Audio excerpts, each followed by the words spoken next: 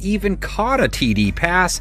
Career best game. Moore is going to toss it and into the end zone to a wide open Williams. Caleb's best two 2025 games versus Cincinnati and Dallas. Chicago's best two offensive showings in those same games. 31 points versus Dallas, 47 versus Cincinnati, 8 for 15 on third down, 4 for 6 in the red zone versus the Bengals. Misdirection. This is Zacchaeus finds the edge. Zacchaeus lunging. Cowboys and Bungles secondary found at the bottom in rating allowed, and they are the only two defenses giving up 30-plus points in 2025.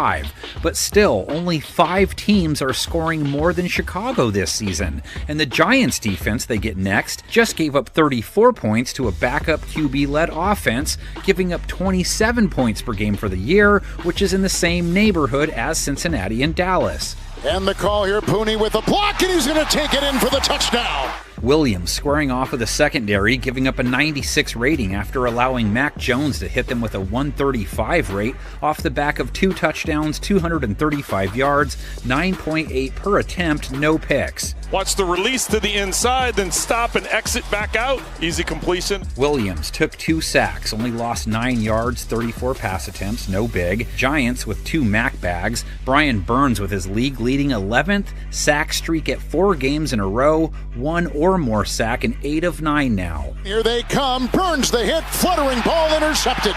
Only 2 49ers pass catchers ding New York for 40-plus receiving yards, 41 and a touchdown allowed to Jawan Jennings, 67 yards and a TD to CMC, who also got them for 106 rush yards and a touchdown on the down low. Well, they've been doing it both on the ground and in the air. Going to have to see this Giants defense maybe take some chances here. To be fair, they held McCaffrey to 3.8 a run, faced 28 of his rush attempts. Now they take on Kyle Monangai and or DeAndre Swift. He missed last week hurt, probably wants to get back out there quick. Monangai blew up for 176 yards, 6.8 a carry in his stead. And they lean on this ground attack. Monangai, sensational right from the start. And New York has to worry about Williams when they can't track him down. He took off 5 times for 53 yards, picked up some big first downs. Williams again under duress. Gonna run for it. So, 280 passing yards, 53 rushing yards, and 22 receiving yards off 2 receptions. Chicago's normal pass catchers, Olamide Zacchaeus, 58 yards versus Cincinnati. He scored. Williams throws a lightning bolt to Zacchaeus.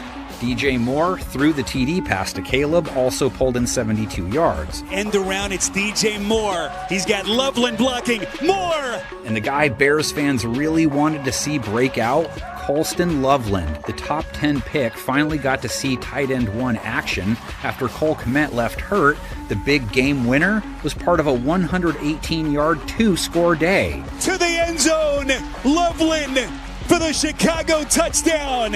Can New York keep up on offense if needed? 24 points versus San Francisco, 7 when it didn't matter, but 24 is 24 and it's a solid-ish number. More than their season average. Jackson Dart did everything he could versus the Niners. He's looked good considering the losses they've suffered. 2 touchdowns, no picks, a 107 rate as a passer last week. Into the defense of Lenore, and he dives.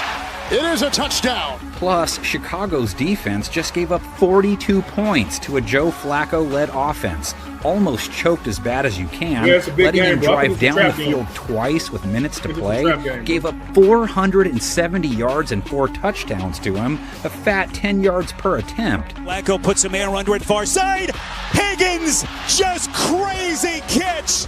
Yes, they did pick him off twice too, but only 3 teams giving up more points per game than Chicago. 121 yards and 2 touchdowns given up to T. Higgins, 111 to Jamar Chase, 66 to Andre Yoshivas, 42 to Tanner Houston, 75 to running back Chase Brown. Giants don't have a pass-catching stable like that. Wan'Dale Robinson, 46 yards versus San Francisco. 1st and 10, Robinson on a pickup of 8 on first down. Led them with 11 targets, 9 catches, so lots of short stuff. Darius Slayton, 5 catches, 62 yards. Down the field they go, here's Slayton. Dart only took 2 sacks on 33 pass attempts, used his legs to escape danger again, 56 rush yards and a TD. Dart here, Singletary a block, that's a touchdown. Jackson Dart. Chicago caught up with Flacco 3 times. That's a mildly big deal for a team that's averaged less than 2 a game. Montez Sweat with a sack in his 3rd straight, though. Flacco never had a chance. 3rd sack. Bears front handled Cincinnati's run game fine, 46 yards, 3.1 a carry. Back to the ground game with Brown, like a pinball bouncing off Chicago defenders. Still allowing over 5 a carry to runners. Aside from Dart, they'll be dealing with Devin Singletary and Tyrone Tracy. Singletary more effective last week with 43 yards on 5.4 a carry. And this is the elusive Singletary. You got a block in there by Robinson. Bears and Giants have played each other since 1925, played for the title game multiple times back in the day. Any of you attend the Sneakers game? First playoff meeting in the Super Bowl era, 1985 season. Smart, let's go down. Let's pin him in, let the defense go to work. Landetta from his end zone. Bears will get good field position. Oh, he missed it. This is the football. He missed it. It's on the field. Touchdown. All right. He missed the ball. Maybe it was the wind in Soldier Field. Maybe it was the gods above. I don't know what it was. He and Phil Simms had something going on. The rest of the game, Richard was after him. Richard went after him with a passion. The snap to McMahon. He pop flies the right side of the end zone for McMahon. Touchdown! Great catch for the touchdown! Great catch! McMahon back to throw, pitches the right side. McMahon He's got it! to the 5 down! Got it all right!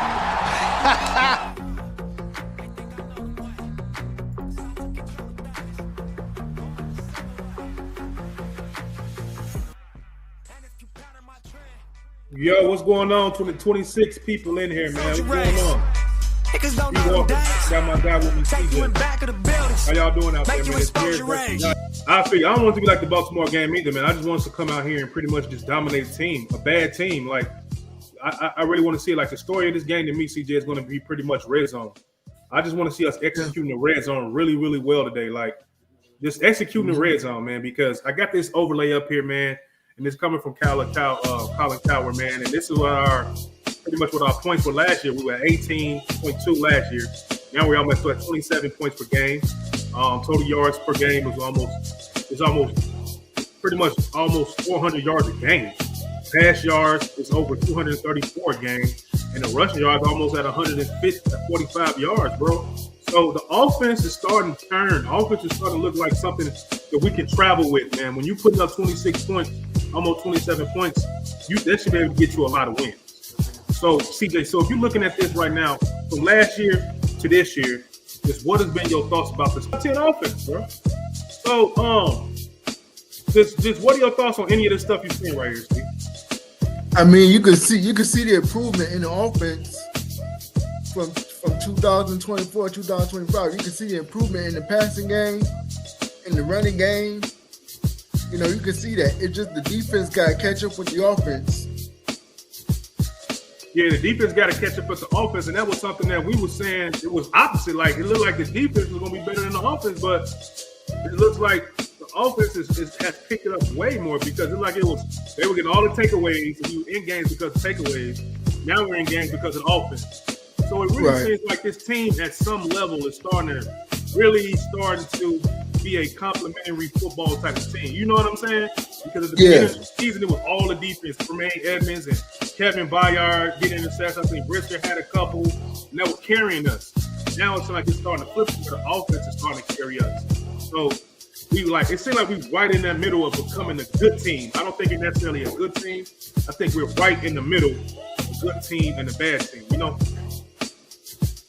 Yeah, it seemed like the Bears having a problem stopping the offense on the opposing team. To me, they get behind, and now Caleb got to hurry up and play fast. You know, Caleb and the offense got to hurry up and try to score points, and that's when all the penalties come, all the mental mistakes. Yeah, it's just the operation is sloppy. You know, Caleb was sloppy. The offensive line was sloppy. Guys hopping off sides. Cole Kmet, Coach Loveland. It seemed like the more we work at those penalties and get those things out of the game for us, we put ourselves in an advantageous situation to be a fluid offense. So last week we didn't see too many penalties on the team. I don't think it was that many. And the nice thing about what I'm learning, that Caleb Williams, man, he's really taking less sacks. He's taking less sacks, CJ, and he's still not throwing as many interceptions. It's like you protect the football, you don't take sacks, you don't have too many interceptions, and you pretty much want to put yourself in a lot of football games to win, right? Yeah, you definitely. I mean, Caleb's done a good job. Just coming to NFL, protecting the football, not turning it over too much, not getting too many interceptions, not getting too many fumbles. So he's done a good job of that. Yeah, he definitely has. So when you see this, CJ, what can be misleading on you according to the offense? You know what I'm saying? Because we're not that good in the red zone right now.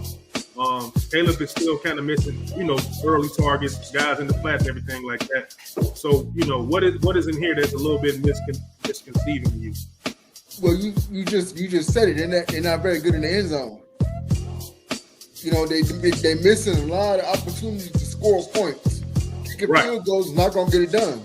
Right. It's not going to get it done. You can't kick field goals every time you get in the red zone against these NFL teams. It's not going to work that way. Yeah, it really don't work that way, man. Because we can get more points. We can actually be maybe a top 4, top 5 offense if we score in the red zone a little bit more. So, right. We got to get points on the board, man. And I think it's going to be today. I think this might actually be the first complete game what we see from Chicago Bears today. I think, like I say, early in the season, it was about the defense getting takeaways, keeping us in game, field position, kicking field goals. Then it kind of like switched. Now it seems like the offense has started picking up a little bit. So this is what might be the perfect game to where everything comes together. We're at home. The weather, elements, and all that stuff plays a factor. And I think that we can actually come out of this game with our best game of the season, heading into the hardest stretch of our season against the tougher teams in the division. You know what I'm saying? So I'm just really hoping for a real good game of complimentary football, bro. That's really all I really want. I want to see us really come out here and be good in the red zone because these numbers are good, but they could be better. But I can't complain because this is Ben Johnson's first year in this offense. But at the same time, things need to step up. We can't keep kicking field goals against teams like Eagles. You know what I'm saying? Steelers, Lions, guys that can put up points, guys that can really move the ball up the field, bro. So if our defense is not really going to be that great this season, I expect our offense to actually keep playing in shootouts, and hopefully it goes to our favor again to where we can win a couple of more. Because now I have really a good belief that we really could compete in a shootout type of situation, and that's really cool to see that. That's really cool because our defense, man, I don't know. Every quarterback we play going forward, CJ, can play, whether it's Jordan Love, and like I said, there's something about J.J. McCarthy. He's always under control, so he got a nice little poise to him. Then we got the veteran quarterback in what's his name, Aaron Rodgers. And then whatever they doing up there in San Francisco, it's crazy. You know what I'm saying? And they just keep it churning. So I think that we really got to be. This is the game. Hopefully that we see us in the red zone early and often, man. We need 14 points in the first quarter. That'll calm my nerves for this game today. I just want to see points in the red zone, points in the red zone early. And I think what Caleb got to do is watch out for the blitz and all that. Right. Because we got this guy right here, man. CJ, he came in and he balled out last weekend, man. DeAndre Swift that down. I don't know if he's playing today. I did have the injury report right here next to me. I'm gonna pull it up in a second. But Calvin Nunn guy, man, came right in. The Bengals are a bad team. Front seven is trash. Running, all that stuff is terrible. So we got another situation for him to probably be good today, too, CJ. So just what are your thoughts on Calvin Nunn guy today? Do you expect him to have the same type of performance he had last week? Yeah, but I think it's going to really depend on the offensive line because that Giants front four is pretty good. Yeah. So it's really going to depend on the offensive line blocking. Yeah, because it says that DeAndre Swift is questionable, so I don't know if they upgraded him to actually playing today. You know what I mean? So let's go, Calvin Nunn guy, man. What he do like this, CJ, when he get the first down? Things like that. Yeah. And we just had OG Allen coming here, so he should come back in a second, man. So just give it a second, y'all. And I just think there should be some carryover this game. Like Colston Loveland, game-winning touchdown yesterday. So I know his confidence, not yesterday, but last week, his confidence got to be high. You know what I mean? He's a 10th overall pick. A lot of people expect more from him. We expect more from him. And it just seems like, when was it going to happen? And he's a very physical tight end. He's very ferocious. He runs hard. He runs routes pretty well. And he just popped off the screen last week, man. So I think it's high. So do you think that? What do you think the chemistry and what do you think the play is going to look like? Do we build off of that, or we just going to continue to run the ball first? Well, one thing that I noticed, G, is that a lot of people were saying that the Bears had him in wide, like a wide receiver position. He was just running straight down the field. If they can continue to do that with him, and he can start getting advantages out there, and they put him more in a wide set, I think Coach Level is shining his offense. Yeah, I think Colston is going to be. I hope he has another good game. Like I say, anybody in here, we got 45 people in here. Just bring us your thoughts, your comments. I just really want a complete game, man. I really don't have much to say. Like, it's been like 9 or 10 weeks, man, and we haven't had a complete game on offense necessarily, in the red zone especially. We haven't had a complete game of shutting the team down like 35-10, Allen. We beat a team 28-10. So it's just this game right here. I think if we can play all around complimentary football, I think that'll be very good. I think you could check that off the list as far as where we can go as far as team this season, going against better teams who don't have as many penalties, who don't have as many questions at quarterback, questions at defense necessarily. So what's your thoughts on this game today, Allen, man? Just what do you think is going to happen, or what do you want to happen, man? What's going on, big dog? What's up, y'all? What's up? I want to say that the Giants are going to be a formidable opponent today. I don't think it's going to be a walk in the park. I think it's going to have to be a game that we got to stay disciplined. Like you say, play a complete game. I'm interested to see how special teams come out today. Special teams looked real bad last week. And I just want us to come out and have a good showing, because they just, the tackling. I know we get Armin back today, the linebacker off IR. So hopefully that'll help, man, because, we didn't even sit down good, and they had already scored last week. 10 seconds in the game, it's already 7-0. Right. I'm like, man, we can't go through this. Like, I just don't feel right when our special teams don't look right. Chicago, we've always had a good special team, but since Hightower's gotten here, I've seen us go down to the wayside. So, I just want us to get more competitive on our special teams, and because we can't win the games without good special teams, Yeah, we can't have what we had last week as far as the special teams with the dude running it back right away. That pretty much put us behind the 8-ball the rest of the game. It was like we got to play catch up from here on out. And like we've been saying, like this game right here, man, I just want a complimentary type of game, man. Like I want the defense to step up. Now, Allen, man, like is there anything that we can do better this game? Coming off how we had to play in the shootout last week, now we're playing against the Giants. And I know you watch the defensive side of the ball and everything else like that. So just what do you think that we're going to have to really do to really keep them out of the end zone, man, and keep them out of first and goal? Like, what do you think, man? Well, the Giants, their offense, their receiving core has been kind of battered. But Jackson Dart is one of the quarterbacks that he can move outside the pocket. He's got a good run game, when he plays. So, that goes to what we're not good at. Right. What the Giants are good at on offense, we're not good at on defense. Like stopping the run and keeping a quarterback in the pocket or press the line of scrimmage that we've not been doing. That's what scares me, that Jackson Dart could get going with the run game, like breaking the pocket and getting downfield. Jackson Dart he's a scare when it comes to running with the football. He's very aggressive running the football as far as a quarterback.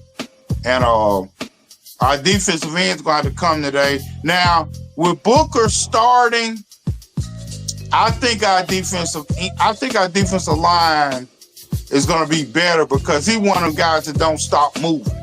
Like Booker's constantly moving. And so that plays a role in keeping contained. So if we can keep the field cut in half for Dart, make him play one side of the field, I think I could live with that. But if you give him a lot of confidence early, I think we'll be in the same situation we were in last week because it's just a confidence thing. Like, our defense got to become confident in what they're doing also, like the offense, like stopping the run, competing. That's one of the things I feel like Dennis Allen can do is scheme up some things, but it's got to be a thing where the defense plays, I would say, sound football and not play undisciplined football, not in their rushing lanes and things like that, and being a net positive on that side of the ball. Yeah, and I agree, man. I think the defense just got to, like you said, they got to step up, man. We can't go into this game and just not be prepared for the things that we need to be prepared for, and just taking away the things that Dart is good at. Like, I want to see domination, man. I want to see guys just really put their foot in the ground and just go get it today. Like, I want to believe that we can compete against the better team in the NFC North, man, and the Steelers and everything like that. Like, come on, man. Like, show me that we can put a team away 21-10 in the second quarter going into halftime. 21-10. Like, and that's all I really got, man. And that's my thoughts of this situation right here, Alan, because I brought up the points, what we're doing this year, man. I just want to get your opinion. We're almost at 27 points a game. Total yards is almost 380. Pass yards is almost 234. Rush yards, almost 144. So we got a carrying offense. We have a carrying offense, but I think that, and CJ agree with me, like the red zone is not on here. Like we need to maximize in that red zone, right? Yeah. But the red zone is the money zone. So, if we could be at 75%, 3 out of 4 times that we get down and we score, I think that's pretty solid. That's playoff football. Like playoff team capabilities and strengths. Like, if we can get to like 69, 70% of the time, knocking down that door every time, getting in the end zone, that's a quality offense. And getting inside the 20s is hard work enough, but getting down there and just kicking field goals, that's just not going to do it. It's not going to be sustainable against any team in the NFL, be honest. We got to score. That's the money zone. Yeah, because Caleb Williams and Ben Johnson, and that pretty much falls on the quarterback and the quarterback and the head coach and the play caller. So how much responsibility is on Caleb Williams? You know what I mean? Like, we all agree that the scheme is the scheme. We all watch all 22. He has a lot of options. So do you think this is where Caleb Williams really needs to grow as a quarterback, or what, Alex? And CJ, you can ask it next, man. CJ, answer this. I mean, I think if Caleb just manages the game and not try to get those big plays like he tried to get early in the game, and just get his check downs in order. If he takes more of the check downs, I think the offense be better in rhythm. If you take those check downs, take what the defense gives you. You ain't gotta go out there and throw 50 yards on every down. Just take what the defense gives you. Take the check downs. Ain't nothing wrong with it. Yeah, we can. I'm gonna ask you again. I'm gonna come back to the original question. But we got Bella said, show me the success in the red zone against the respectable top 10 defense. And then I'll feel a lot better about the situation. When we sputter against joke defense in the red zone, that must stop. That's what I'm alluding to. Thank you for speaking on that. So, Alan, that's what I'm getting at. Just he's gonna have to be way better in the red zone, bro. Like, that's a problem. Like you keep saying, we can't keep getting up here not coming away with 6, So my original question was, how much of responsibility is that on Caleb Williams to grow from there? Is that scheme or is that growth? Or is it anticipation throws? Because we can run it, sure, we can run it, but the run is not always going to be there to get an easy 6. So he's going to have to be better throwing the ball at some point, and Ben is going to have to come up with something better as far as red zone plays to get touchdowns, right? Yeah, and last week we had did that reverse where I wouldn't say that was a reverse, but that trick play where Caleb caught the touchdown from DJ inside the 20s. Right. Those plays are okay, but I don't really like cute football inside the 20, especially the team. Right. Because football is really fast inside the 20s. Like, it's in warp speed when you get in the red zone. Right. And I mean that by the quarterbacks. When you're deficient as a quarterback inside the 20s, it's noticeable because the defenses always take away what you want to do. The defense is going to give you a certain part of the field. And a lot of times it's going to be short side of the field where it's a slow operation in order to get the football to the person you want to do. So the defense kind of have the advantage inside the 20s because now they can set the table as far as like where you can go with the football. So that's where your eye discipline has to be on top. Like that play that DJ Moore didn't continue to run to his phase through the route. He sat down in the zone. Like Ben was like, that play was on Caleb because you have to understand that the wide receivers are going to spaces in the end zone. You can't lead them in the end zone because the space is so tight. You have to trust that the receivers are going to sit down and show you their numbers. And there again, sometimes Caleb gets a little, tight down there, and he wants to lead a guy to a spot that might not be there. So you got to find the guy's numbers inside the goal line. You got to be extremely accurate inside the goal line, inside the 10 and the 15s and 20s. You have to be accurate because those defensive backs are in tighter coverages and the safeties don't have far to go in order to have help or those disguises when they're doing their zones. So it's tight windows in the goal and inside the 20s, and quarterbacks have to be extremely accurate, or because you got to think about it, it's not enough room to have an incompletion. A lot of times those passes are gonna get picked off. Right. Tip passes get picked off in the end zone. Yeah. So you got to be careful where you throw the football. Make sure if nobody catches it, that's fine, but just don't put it in harm's way. So those are the things I feel like with Caleb, man.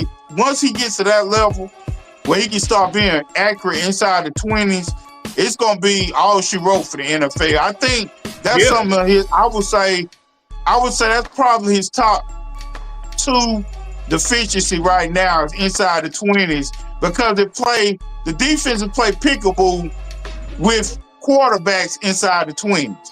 It's a different phase than it is from going to 20s to the 20s and moving the ability to move the field.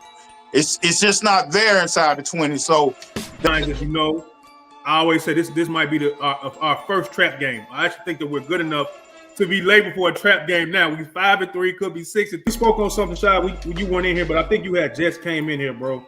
Let's give you a round of applause for that, man. That was pretty good. Shai gonna come in here and cook right away. He ain't gonna waste no time, bro. This week for him not to have a huge week. And if it is a situation where he doesn't have a huge week, I expect Romo Doomsday to fill that role, especially with a point to prove after what Daddy said this week. Yes, sir. Fro baby. Now, sometimes as a receiver, they call it being a diva when you're not the featured guy, when you don't get the amount of targets that you're expecting based on the matchup. Looks, last game too, man. So just what's your thoughts on that, man? Do you think that he's forming some bad habits with the ball, or or he just got to get better, or it's everything involved? It's everything. Him and Caleb, him not being good with his hands, whatever. I think Michael Penix Jr. and Caleb Williams got two different distinct styles, because when Rome was in college, Rome didn't really chest catch as much as he does now. And you got to realize Michael Penix Jr. is left-handed. So left-handed throws come off with a little bit more arc. So that makes the receiver have to pinpoint it and high point the football, because left-handed throws tend to sail, and then that way you get more arc on the throw. So that means you got more ability to go for jump balls. We have not seen Rome do a lot of jump balls with Caleb. Caleb leads him, either out of bounds for a good safe throw, or he'll throw it to the numbers with Rome. And he's making adjustments to the speed and the velocity of the football. Caleb has a smoke. Yes. When Caleb throws the football, he can take some fingernails off. He has a lot of power with his arm. And so you notice that Rome is really bracing for a catch instead of going to get the catch. He's really trying to brace the velocity and things like that. So that's one of the things that he's got to continue to keep working on. And he's got to weigh up these footballs and keep the technique the same way, and make sure that he's getting open a lot of time. I think the last couple of weeks, he's been having some mishaps, like Shaw said, when he was down in the goal line and he slipped on that out route, and Caleb had to come off of it real quick and throw the ball away, or I think he ran out of bounds or something like that. So Caleb made something out of nothing, but you gotta be secure in your routes and get to these landmarks in order to get these throws completed. So I think it's a myriad of things with Rome. I think right now it's a focus thing and managing the velocity and where the football is going to be. That's where Caleb's accuracy sometimes can throw off a receiver, because some days you might be throwing in my knees and you sending me down to the ground. Then some days I gotta fully extend, and sometimes that throws them off because the throws are never the same. That's why Caleb has to form a constant in his throws. When he's rolling out and he's half cocked, his leg in the air like balls, but when he's not planting that foot in the ground, the football is going anywhere. So that throws off a receiver too. So the accuracy issues are probably taking its toll with Rome in some places, and sometimes with Caleb with some of those throws, and they errant sometimes. So I just think it's a little bit of everything. So we're gonna see a different Rome today. He's got to continue to keep working on that, because Caleb throws are Caleb throws. So he's going to have to figure that out. Yeah, if anybody want to piggyback off that, you can, man. Shadman or CJ, if anybody got anything to add to that, because I totally agree. It's a mixture of everything. And I just, like I said, I just love the way Ben Johnson just like, what, fuck it, I'm just going to adjust around both of y'all. And he probably didn't want to do nothing cute. Like you said, Alan, he probably didn't even want to do that. But you guys are not running this offense properly, so now I'm going to have to do something completely different that I probably don't want to do right now, because that's like a play. The offensive pass game be featured. So as limited opportunities come, you got to see him make them. Got to see him make them. I won't any drops this week. No drops means he had a great game. To me, that's what I'm gauging him on this week. No drops, great game. I'm going to keep it that simple. Man, I love it, man. But we're going to talk about something, CJ. The offensive line, man, Darnell Wright, is playing his ass off, CJ. Like, Darnell Wright, no matter what questions people might have had at him, man, he's been on a tear since he's been back from his injury. Like I said, man, this man is probably the best player on the offensive line, especially on the right side, bro. He's going to get his shit on the offense. His contract, being tussle with play checks. He out there doing cartwheels and shit. He pancaking everybody, bro. So it's just like offensive line, CJ, man. Like this guy right here, he deserves his money, and it's great to have that right side locked up, CJ. Yeah, I mean, it's real good, that He's got his feet wet ever since he came back. He's in a good rhythm as far as blocking, and you just want that to continue with the offensive line and no penalties. No penalties. Yeah. So Alan, man, just what are your thoughts on Darnell Wright, bro? Is that he just been balling, bro? And how does that feel in the locker room with the offensive line? Like, yeah, you got the OGs in there, Tunney, Dolman, you know what I'm saying, all them guys, Jackson, but you got the young boy over here. How does that feel, you know, as an offensive lineman that you play? Like, how does that feel to have one of the guys that's like keeping the energy up and keeping the energy high and being a leader, man? Well, it lets you know when they're running the football behind you all game. That lets you know when you the man on the football team and they run the football behind you, right, you win. So that's why I had to add that he might be the best player on the offense. You know, so he's making line calls on some plays. Hey, look here, man. He is the real deal. So that's why, you know, Wright is one of those guys that's going to be in the Pro Bowl consideration. I think, you know, I know it's a flag football game now, whatever the hell that means, but I feel like he'll still get that honor as far as like being an offensive line. Hell, you know what? He's like Ben calls him a unicorn. Right. I can see him doing some tight end stuff, you know, play a little tight end. I mean, the kid is ultra athletic to play tackle, man. I mean, he moves like a Clydesdale horse, man. I mean, he moves with so much grace. And the thing I love about his blocking now, he has a great ability now to get his hand placement. And that's why he's driving dudes off the football. His technique is getting better because he's coming off on a flat line. When a lineman comes off on a flat line, as far as coming across a man's shoulder pads and things like that, when he's aligned with the sideline and things like that, when he gets flat, that's when he's dominating. Right. You know, that's when his technique is pure and he's getting under dudes' pads and he's taking people for rides. I mean, he's moving the whole right side of the offensive line. Like, he's wiping out the right side of the offensive line. He's taking his guy and he's taking the linebacker with him. Yeah, so it's just the way he's moving and he's attacking the defenders. He's moving guys. So that's the beautiful thing about him. And Ozzie Trapilio being drafted, I think that was a little bit of a boost to him too.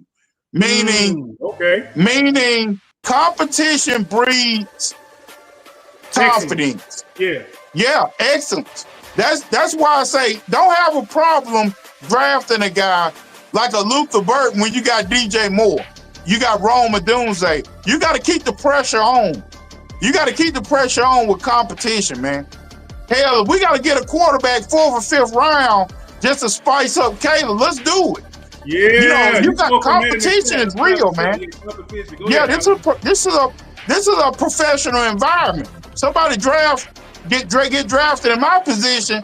I take that. I got to do great in my position. I don't want you to get on the field. I love you as a teammate, but I got to feed my babies, and that's how that's how you have to look at the NFL, man. So I think a lot of the environment and the drafting of Ozzie and the new coaching staff, that's pushed right into this stratosphere of being a top lineman in the league, man. Pressure busts pipes and it creates diamonds. And he's going to be a diamond for that, man. You know what I'm saying? So I applaud Wright for taking early criticism. And now he's the focal point of the offense, man. You know, we don't get nothing done without 58 on the football field. You know, that's how I feel. Man, look, round of applause for Allen, bro. Give it up for old Allen, man. One more time for the OG, man. He cooked right there, bro. O-line talk, man. And I can't say nothing to that, but we got a couple of comments I'm gonna get into. We got Don Lynn said, great pregame show again, fellas. Watching with the insights as always. They're down. We got Eduardo coming in. He dropped a touchdown, but blocked the fullback. I think he was from New Mexico. Yeah, he says he dropped a touchdown, but blocked like a fullback. Yeah. Ron was blocking his ass off. He said, greetings from Mexico City. And then we got Bella says, no, you don't stay healthy, man. F that. I'm so tired of having good offensive linemen that are only available certain times of year. This dude has trouble with his shoulder, his knee, and his elbow. Don't sound good for longevity for sure. Man, Eduardo says right, and he says, down there says Allen on the grill. Cooking up some salmon fillets, man. He up there cooking steaks and sirloins and all that shit and ribeyes on the grill. You know the OGs on the grill. Hey, can't nobody touch the grill when the OGs up there, bro. The OGs cook the meat, man. And Allen do what he do, man. Come on, man. Are y'all concerned about his health right now, man, CJ? Or are you concerned, Shad, about this comment right here? Like he got hurt, but he's been mostly healthy most of the time he's been here. Or am I wrong, Shad? What you got, bro? Yeah, we can get into the games missed. I'm not concerned. Okay. You do look at how his effectiveness was early in the season when he was dealing with that elbow injury. You can't really call him a durability concern because he has not missed that amount of games over his career that should give you that red flag. However, to touch on Allen's point, when he is in there, he is locked and loaded and he's healthy. He is your best player on offense. And what that does, just like with San Francisco, it gives you an anchor or a component that you can trust and game plan towards each week. Mm-hmm. Every week, you look at the San Francisco 49ers, they have 2 or 3 plays that they specifically rely on Trent Williams for. Mm-hmm. Specifically. And those plays typically have a high percentage of success. What you're seeing now is that with Darnell Wright, specifically in a run game, situational football, they're designing plays with him being the emphasis or the anchor of those plays. So let's keep stacking. Let's keep stacking, okay? Now, it's not to say that he's been in a situation where he hasn't had help, because honestly, Jonah Jackson struggled for a few weeks. Yeah, he did. So from that standpoint, a lot of his struggles carried over to Darnell Wright's performance, okay? Cole Kmet, in and out the lineup. Also, something you got to give credence to Darnell Wright for overcoming that. So, salute to 58, man. Big shots for him. Yeah. Man, well said about it, fellas, man. The CNG podcast, Allen and Shy, bro. These guys are phenomenal, man. They know ball. And it's fun talking. I always feel like I'm in football school, dog. And these guys right here, they gonna profess it and be the lectures, man. They gonna do their thing. And if I missed anything right now, man, y'all can speak on it, or we can just keep it moving, man. Go ahead, Shaw, please, sir. Absolutely. CJ, Allen, G, I would be remiss. I know I was late for class, but the reason was because I was doing my homework right before school. And what I was doing was trying to identify how many carries would be a successful benchmark for the Bears to be looked towards this week for a victory. 25. Yeah. 25. 25 carries, whether swift plays or not, is the key number that lets me know 2 things. The Bears are ahead of the chains, and then also we've had success on 1st and 3rd downs. That's when you allow your play action game to control what's going on in terms of how the defense approaches you. You have to neutralize their pass rush. The only way to do that is to stay ahead of the chains. 25 rushes means that's a full commitment for Ben Johnson to rely on. In this weather, we're going to limit the opportunities for mistakes by our quarterback. We're going to limit the opportunities for mistakes from our offensive line and receivers in terms of penalties. And we're going to eliminate opportunities for mistakes from the weather that's out of your control. I need ground, pound, tell me what y'all think. Go ahead, Alan. I agree with that. Yeah, 25 carries is the benchmark, Shaw. That's a good number, solid number for the offense to obtain. I don't think we couldn't do it. The only thing that if we don't get 25 carries, that means the Giants are keeping us off the field. And if we don't get the 25 carries, so that means that the Giants are doing a good job keeping us at bay, and they're running that time of possession against our defense. And today it's supposed to be, I think, a little bit of snow in the forecast. Mm-hmm. It's nasty. It's going to be a nasty football game. So I think 25 carries is the benchmark We got to get 25. I just, that's just one of them games. Chicago is a place where receiving yards can go to the shitter because of the weather, man. And you got to lean on your backs and your offensive line, man. Like, you got to lean on it. So if it's going to be a ground and pound game and the defense keeping off the scoreboard, that's just the way it is. That's Chicago, man. That's what we signed up for. So we got to deal with it. So with that being said, we're coming to the end of the show, man. It's 11:26, man. Shaw came in here and cooked, man. This dude is legendary, bro. Man knows so much ball, man. He's adds to the platform. He's really that guy, bro. Please make sure you follow Shaw on the south side at Shaw on Sports on X on Twitter, man. Hit him, my guy up, man. Follow him, please. So with that being said, CJ, man, we got to give out our offensive MVPs, defensive MVPs, score the game, X factors, blah, blah, blah, blah, blah. So we're going to start it with you, CJ. Who's your offensive MVP, defensive MVP, and score the game? What you got for me, bro? Winner and all that. All right. I'm going to say Kyle Monunga is going to be the offensive MVP. And I'm going to say on defense, I'm going to probably say Tremaine Evans on defense. And I got the Bears winning. I got the Bears winning 24-21. Okay.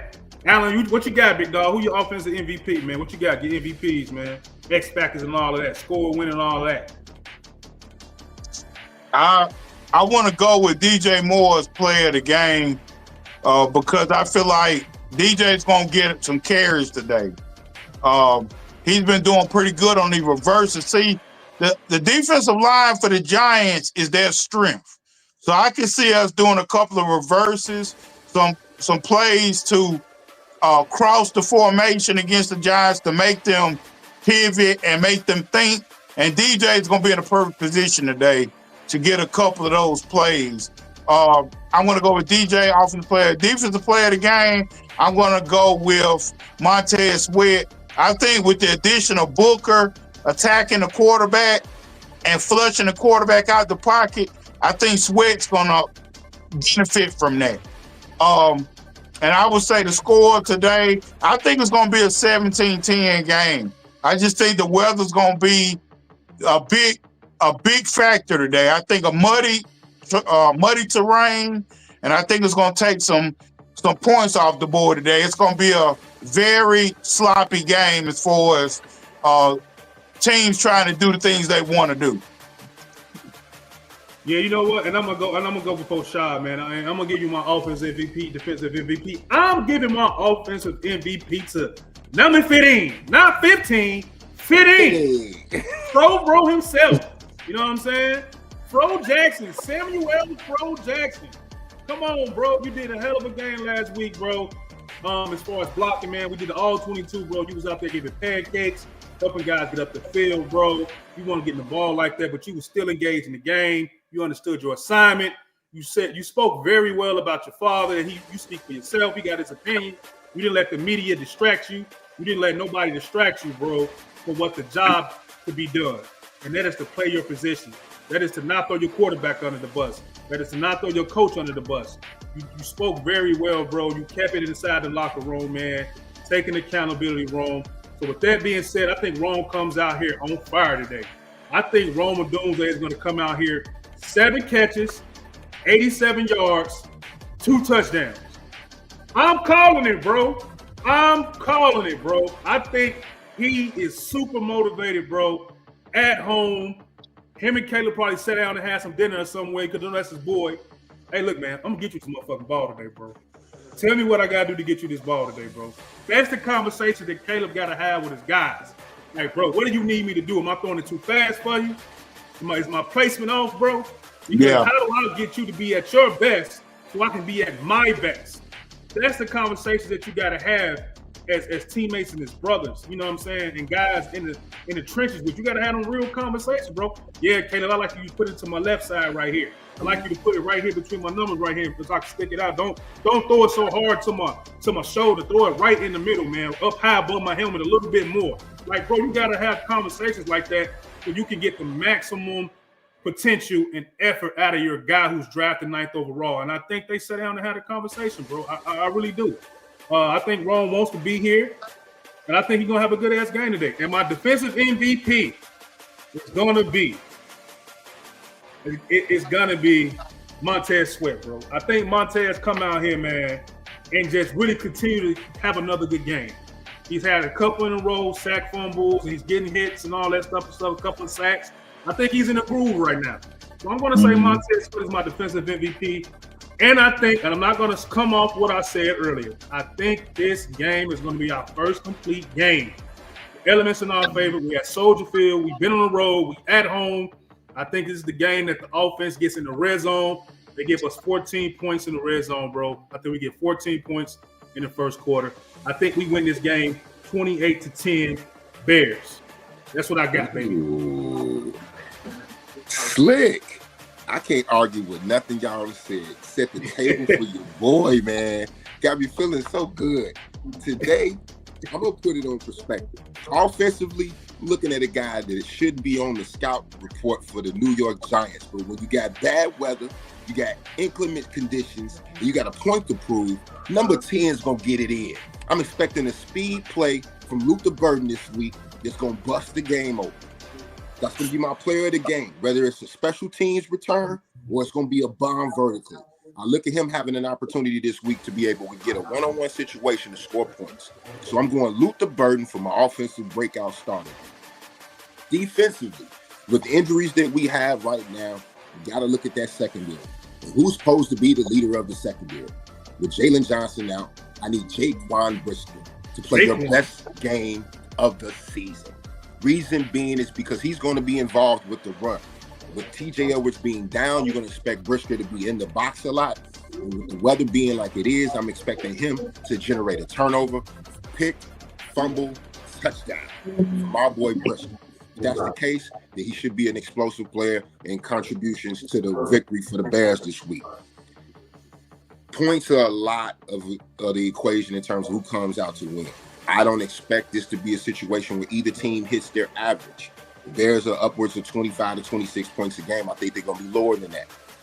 Giants are about 22 points a game. I think they're going to be lower than that. Reason being is because I think it's going to come down to who controls the line of scrimmage. In those types of games, those are strictly field position games, typically more low scoring. We saw a low-scoring game, first game of this week on Thursday night, did we not, against the Broncos and the Raiders? I'm expecting a duplicate situation on the lakefront today. 17-10 Chicago Bears. Enjoy your home dub in a nasty one. Nasty win. And we got a couple of comments. We got Audrey in here saying, "What's up, CNG Podcast?" And Shad. Nice show. Thank you very much. Thanks for tuning in, Mom. we got Bella Wilson saying Loveland's going to have a big day today. I think 5 or 6 catches for a few nice blocks, and then Muddy Slugfest is easy to pick a tight end as offensive player to look for. Love that. And we got Alec Baldwin. What up, Alec, man? Let's go, guys. And with that being said, man, we're just going to go through the people that came up in the show today, man. We had John and Liv, of course, came in. My boy Soback Sports came in. We posted the stream. That's good people, man. We appreciate you guys coming in every week, tuning in, man. We got 85 people in here. We got Eduardo coming in from Mexico City. Eduardo, appreciate you, bro. Shout out to Mexico City, man. Really appreciate that. And that's gonna be it, man. Bears win, baby. I'm G Walker, the CNG Podcast. That's CJ, the CNG Podcast. That's Alan of the CNG Podcast. That's Shad of the CNG Podcast. And we will be back with a crazy post game with our guy Aldo. Going to be on our post game from Ballroom Network, bro. It's going to be lit. The OG going to be in the building. Then we got NFL outdated, another OG that's going to come in for the post game. So we keeping the vibes high. We keeping the pressure up, man. We keeping the guests coming. So stay tuned for the post game, man. And if the game is out of hand, I might come up here a little bit early just to warm up the audience. Y'all know how I do. I don't know if I want to do that because last week I came to this motherfucker like 4-3 minutes too early.